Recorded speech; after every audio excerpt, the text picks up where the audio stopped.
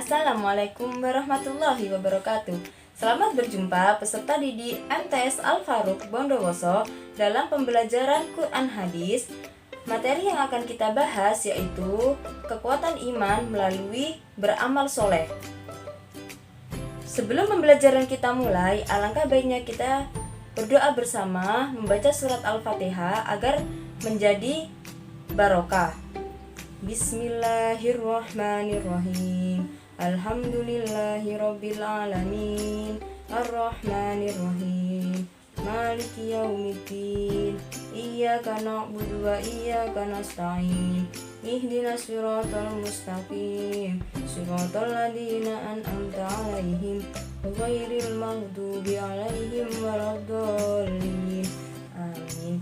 Pertemuan kali ini kita akan membahas tentang isi kandungan hadis riwayat Bukhari dari Abu Hurairah dan hadis riwayat Bukhari dari Hakim bin Hizam. Untuk yang pertama, hadis riwayat Bukhari Muslim dari Abu Hurairah.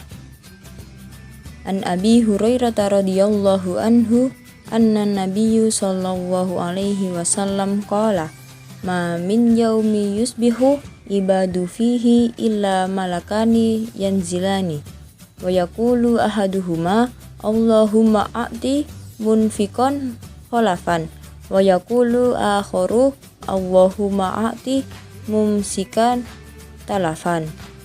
Muttafaqun alaih.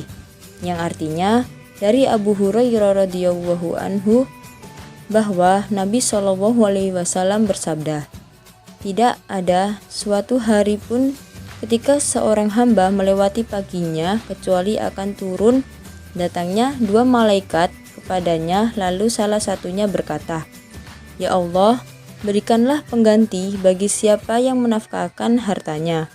Sedangkan yang satunya lagi berkata, Ya Allah, berikanlah kehancuran, kebinasaan kepada orang yang menahan hartanya, bakhil. Hadis riwayat Bukhari dan Muslim. Isi kandungan hadis riwayat Bukhari dan Muslim dari Abu Hurairah.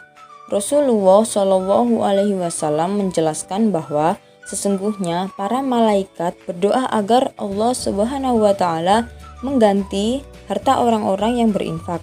Allah akan mengganti dengan kebaikan di dunia dan pahala di akhirat. Firman Allah dalam surat Saba ayat 39 yang berbunyi, dan barang apa saja yang kamu nafkahkan, maka Allah akan menggantikannya dan dialah pemberi rizki sebaik-baiknya.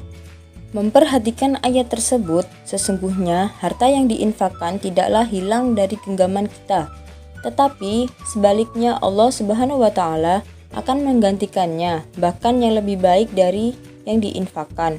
Dan demikian pula Rasulullah menjelaskan bahwa para malaikat mendoakan agar Allah Subhanahu wa taala melaknat dengan menghancurkan atau membinasakan orang-orang yang bakhil atau kikir terhadap hartanya.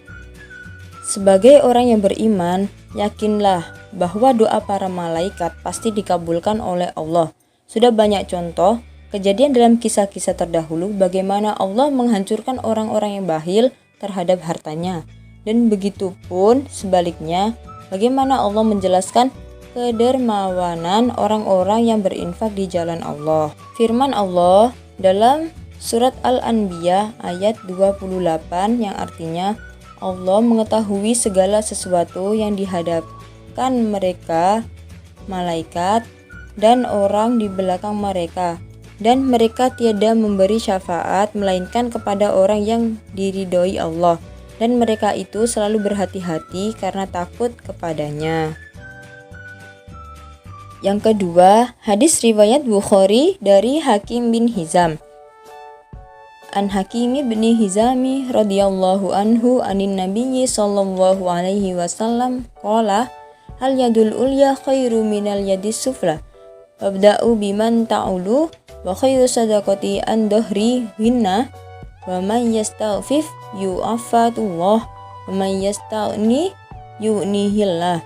Rawahu Bukhari. Yang artinya dari Hakim bin Hizam radhiyallahu anhu dari Nabi Shallallahu Alaihi Wasallam berkata, tangan yang di atas lebih baik daripada tangan yang di bawah. Maka mulialah untuk orang-orang yang menjadi tanggunganmu, dan sodakoh yang paling baik adalah dari orang yang sudah cukup untuk kebutuhan dirinya. Maka barang siapa yang berusaha memelihara dirinya, Allah akan memeliharanya, dan barang siapa yang berusaha mencukupkan dirinya, maka Allah akan mencukupkannya. Hadis riwayat Bukhari. Isi kandungan hadis riwayat Bukhari dari Hakim bin Hizam. Dalam hadis riwayat Bukhari dari Hakim bin Hizam, Rasulullah menjelaskan bahwa tangan yang di atas lebih baik dari tangan yang di bawah. Maksudnya, bahwa orang yang memberi lebih baik daripada yang menerima. Namun, demikian bukan berarti jika kita diberi sesuatu oleh orang lain tidak boleh menerima. Jika ada orang yang memberi hadiah, maka boleh diterima. Hal ini pernah dicontohkan Rasulullah SAW. Ketika itu Rasulullah menegur sahabatnya Umar bin Khattab karena Umar tidak mau menerima pemberian Rasulullah.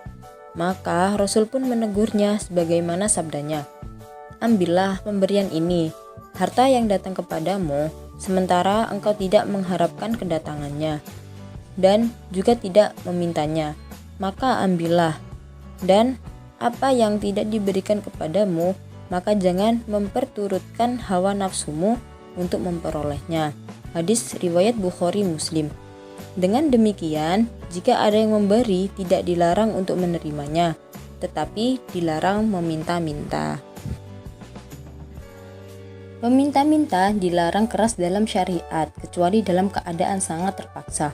Rasulullah mengilustrasikan akibat meminta-minta bahwa seseorang yang senantiasa meminta-minta kepada orang lain sehingga ia akan datang pada hari kiamat dalam keadaan tidak ada sepotong daging pun di wajahnya.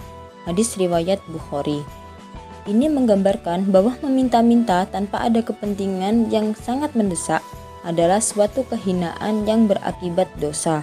Dalam hadis yang lain, Rasul pun bersabda, barang siapa meminta-minta kepada orang lain tanpa adanya kebutuhan, maka ia seolah-olah memakan bara api. Hadis riwayat Ahmad. Selain itu, dalam hadis riwayat Bukhari Muslim dari Abu Hurairah juga menjelaskan bahwa menafkahi keluarga yang menjadi tanggungan adalah harus menjadi prioritas utama dibandingkan memberi nafkah orang lain. Maka mulailah berinfak dengan mencukupi kebutuhan diri sendiri, lalu orang lain yang menjadi tanggungan kita. Berinfak untuk dirimu lebih baik daripada selainnya. Rasulullah dalam hadisnya bersabda, mulailah dari dirimu, bersedekahlah untuknya. Jika ada sisa, maka untuk keluargamu. Hadis riwayat Muslim. Dalam hadis yang lain, Rasulullah bersabda, 1 dinar yang engkau infakkan di jalan Allah, 1 dinar yang engkau infakkan untuk memerdekakan seorang hamba atau budak, 1 dinar yang engkau infakkan untuk orang miskin, dan 1 dinar yang engkau infakkan untuk keluargamu. Maka yang lebih besar ganjarannya ialah 1 dinar yang engkau nafkahkan untuk keluargamu. Hadis riwayat Muslim. Sebelum Ibu mengakhiri pembelajaran pada kali ini, alangkah baiknya kita membaca hamdalah bersama-sama. Alhamdulillahirabbil alamin. Cukup sekian pertemuan kali ini. Semoga materi bermanfaat untuk kita semua. Terima kasih. Wabillahi taufiq wal hidayah. Wassalamualaikum warahmatullahi wabarakatuh.